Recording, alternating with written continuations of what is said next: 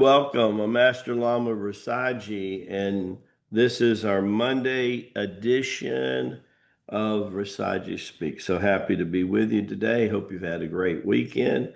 Don't forget, at 1 o'clock Eastern Time today is Master David's music class. Let's see what we're going to talk about today. Dreams, the ultimate cleansing. You know what really happens in the dream sleep cycle? Well, Simple Father says sleep is the little death and death is the big sleep. Obvious that we do things in the sleep state. What the Lamasery says is that sleep is unconscious meditation. That when you examine what the body goes through in sleep, all the symptoms of the body, the heart rate going down, endorphins firing, the nervous system calming down, respiratory leveling out smoothly, the relaxations, all the things that happen in sleep are really what happens in deep meditation. As we grow in becoming more conscious, the need for sleep lessens, but the quality of sleep deepens. Same thing with meditation. What we'll notice is that when we're meditating, let's say during our sadhanas, during our spiritual practices, whether you're doing a morning, afternoon, or evening, or you're splitting them up, you can go deeper and still be aware of what is going on, which is pretty cool in itself when you think about it, right? Yes, I'm telling you the right thing. Then what is such the need of sleep? Well, number one, the unconscious needs to sleep. The more unconscious somebody is, in order for them to maintain any semblance of health and healing, sleep is numero uno. Did you know that? You know who teaches us more than anything? Infants. Infants. Look at the pattern of infants. Think of the infancy consciousness, right? They eat, they poop, and they sleep, right? Think about it. And what is their regeneration level? Off the friggin' chart, right? Only second to what's going on the 9 months in mommy's tummy. But outside is the second most regenerative time they're doing it. And when you look at the day, they're sleeping over 12 hours a day. Now, mind you, might be 4 or 5 hours at night, a couple hours in the morning, couple hours in the afternoon, but very seldom does a healthy baby sleep less than 12 hours a day. Think about that. You can also determine the consciousness of the baby by the babies who sleep through very early in their infancy. That's right. So, what happens? Well, because the unwillingness to pursue a conscious mission drives people to cleanse their 4D energy spiritual body while they sleep.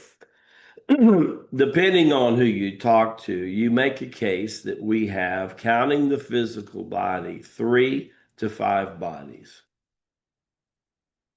emotional, mental, causal body, soul body, physical body.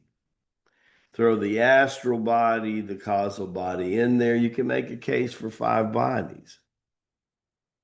The soul and the other 2 to 3 bodies separate from the physical body during sleep. And think of them like sheets. Remember when they were mining for gold years ago in the Northwest? they had sieves, and they would stack the sieves, and they would get the top aggregate, put it on top, shake it, and the smaller and smaller aggregates would swell because the holes got smaller and smaller, and you would end up, and they would help between somewhere they would find a gold nugget, right? Your energy bodies work kind of the same. They separate and they cleanse by the grace of the Holy Spirit, by the grace of the angels that are surrounding you. And depending on how well your sleep is when you wake up, has a lot to do with how much they cleansed and then how much they came back together at the point of going from unconscious to conscious. This is why we advise our students, our serious students, to keep a dream log by their bedstand so that when they wake up, they start to record it. If you do that 45 days straight, you will be shocked what's coming on. We also ask them to do a conscious logbook. And that's during when you're doing your sadhanas, your Tai Chi Gong exercises. Not a bad idea to keep a small one in your truck or a lady in her purse or car and to have it around because sometimes in between you get these really, really sense. We teach a column exercise where we at least 3 to 4 times a year, and this is the cycle since we're in the shadow of retrograde again right now, that you want to look at your column exercise coming to the close of this year. As we leave this wood snake and start to move toward the fire horse, what are you going to let go of in the third Shiva column? What are you going to newly embrace in the creative column? What in the middle column worked for you like crazy this year? And you're saying, you know, might want to increase that 10%. So you're kind of trimming the fat of unconsciousness.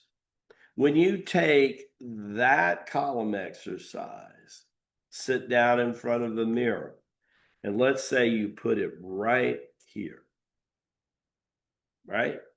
You put your dream log here, and you put your conscious workout log here.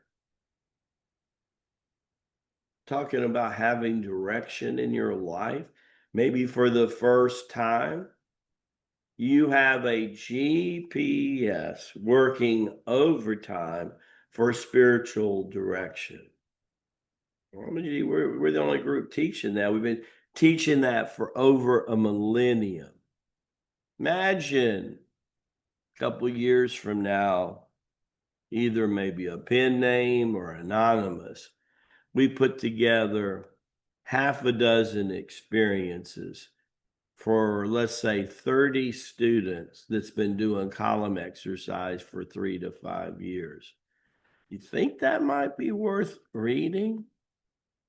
Well, now you really know, brothers and sisters, what the book of life really means and what it's all about, and the importance of becoming conscious.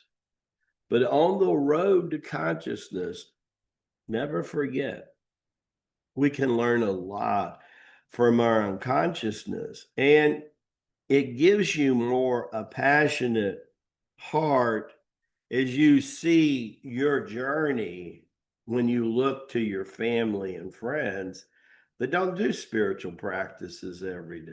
They don't do figure eights and body twists and crane and swim every day like you. You see? And maybe if you just keep on changing, and maybe if you just continue to be the example, well, I have a theory. You can change so much that you will turn every head. And when we haven't, we just need to change a little bit more. Instead of poking a finger at somebody else, Jesus said, let the yoke be of your eye before we pass judgment to our brothers and our sisters. Remember, we're on the path. Most of them don't even know there is a path. There is a way. How in the hell are they supposed to do God's will when they don't know how to get there? It's our jobs, brothers and sisters, whether you're teachers, future adepts, or masters, to show them. First, we show them by example, and then they open up their hearts and souls and minds and they say, show me more. Love you guys. Baraka Bashad. May the blessings be to you and your glorious family. Going to be the best week ever. Have an attitude of gratitude and move on down the highway. God bless you all.